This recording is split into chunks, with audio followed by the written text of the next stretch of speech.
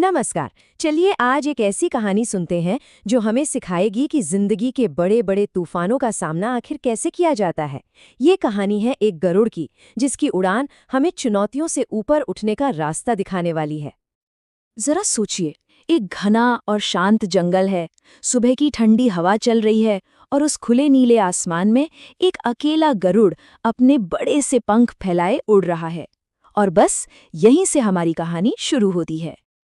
तो कहानी का ये पहला हिस्सा गरुड़ के अकेलेपन के बारे में है।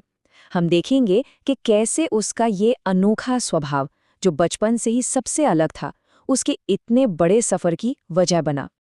देखिए, दिलचस्प बात ये थी कि गरुड़ की आदतें शुरू से ही अलग थीं।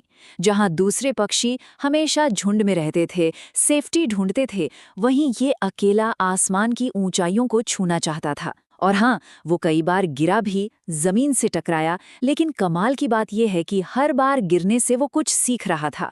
इसी गिरने और उठने के सिलसिले ने उसे ये सिखाया कि उसके पंखों में असल में कितनी ताकत छिपी हुई है। तो अब बात करते हैं गरुड़ के असली संघर्ष की।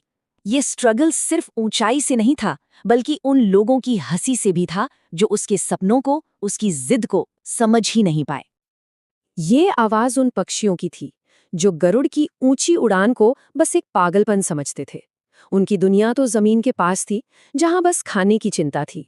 और देखा जाए तो ये उस सोच की तरह है जो अक्सर बड़े सपनों पर सवाल उठाती है ना? हम सबने कभी ना कभी ऐसी बातें सुनी ही होंगी। तो उसका सीखने का तरीका क्या था? बड़ा सिंपल सा, कोशिश करो, गिरो और फिर समझो कि गलती आखिर हुई कहाँ। ये सिर्फ उड़ने की कला नहीं थी, ये तो हर गिरावट से एक नया सबक सीखने का सफर था। तो इन सब मुश्किलों से, बार बार गिरने उठने से गरुड़ ने आखिर सीखा क्या? यही उसकी कहानी का सबसे अहम हिस्सा है। और ये था गरुड़ का जवाब उन सब के लिए जो उस पर हंसते थे कि भाई, ऊंचाई सिर्फ दुनिया से दूर भागने के लिए नहीं होती, बल्कि दुनिया को एक नए और बेहतर नजरिए से देखने के लिए होती है। यहाँ देखिए, उसकी पूरी जिंदगी का सफर साफ दिखता है। कैसे एक अकेला, बार बार फेल होने वाला पक्षी जंगल का सबसे सम्मानित टीचर बन गया। ये इस बात का सबूत है कि शुरुआती मुश्किलें ही आपको असल में मजबूत बनाती हैं।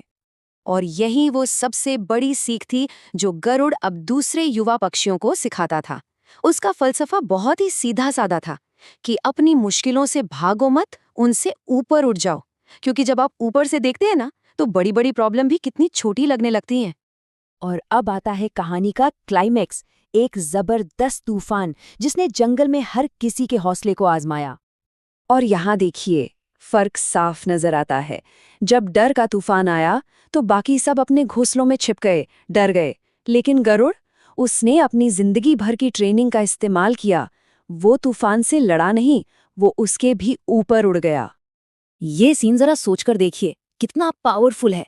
तूफान थमने के बाद जब सब कुछ शांत हो गया, तो जमीन पर जो सबसे पहली परछाई पड़ी, वो गरुड़ की थी। ये उसकी जीत थी, डर के ऊपर। तो कहानी के आखिर में हमें समझ आता है कि गरुड़ की उस उड़ान का असली मतलब क्या था, उसका मैसेज क्या था, जो हमेशा के लिए उस जंगल में गूंजता रहा।